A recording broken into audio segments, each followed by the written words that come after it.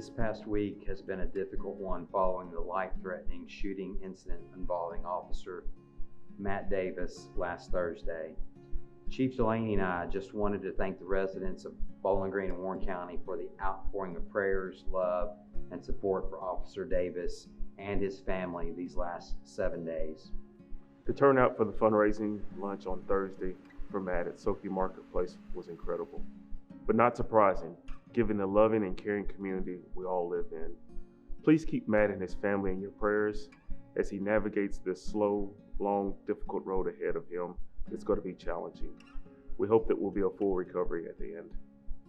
Thank you so much, Bowling Green and Warren County, for supporting the men and women of the Bowling Green Police Department.